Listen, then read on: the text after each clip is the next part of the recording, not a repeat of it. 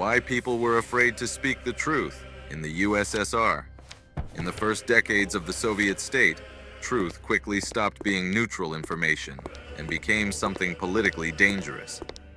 During collectivization and rapid industrialization, negative reports from local areas were not seen as signals of real problems, but as signs of disloyalty. Information about missed deadlines, lack of resources, or resistance on the ground could easily be interpreted as sabotage or deliberate harm. Under intense ideological pressure, local officials increasingly adjusted reports to show success and loyalty to the party line. Real difficulties were hidden because they did not fit the official image of constant progress and flawless advancement. In such a system, truth was no longer a tool for correcting mistakes, and instead appeared as doubt in the correctness of the chosen path.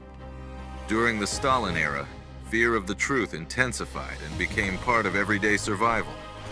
Mass repression made openness dangerous even in private life. Kitchen conversations, casual remarks, or careless jokes could have consequences. People learned to speak indirectly, to avoid clear statements, and to leave much unsaid. Silence became a form of self-protection. Informing on others was not always driven by malice. Sometimes it was a way to protect oneself, demonstrate loyalty, or remove suspicion. Over time, a shared understanding took hold. Staying silent was safer than saying too much. This mindset became deeply ingrained and shaped a collective fear of openness. After the war, the scale of repression decreased, but fear of the truth did not disappear. It simply changed form and turned into habit.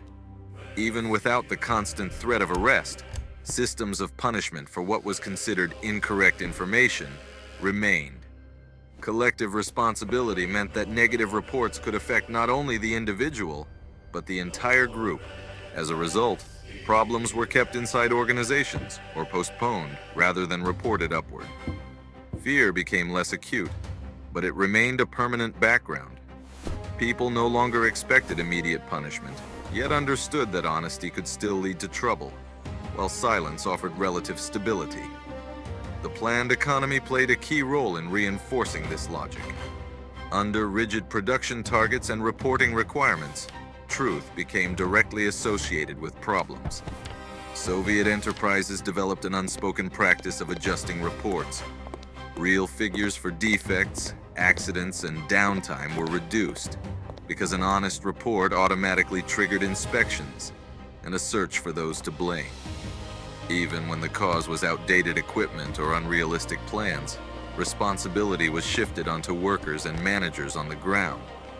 A simple formula emerged. Truth led to problems, while a positive report preserved calm. Saying, "Everything is fine" became the safest option, regardless of reality. Over time, distortion stopped being an exception and became the normal way the system functioned.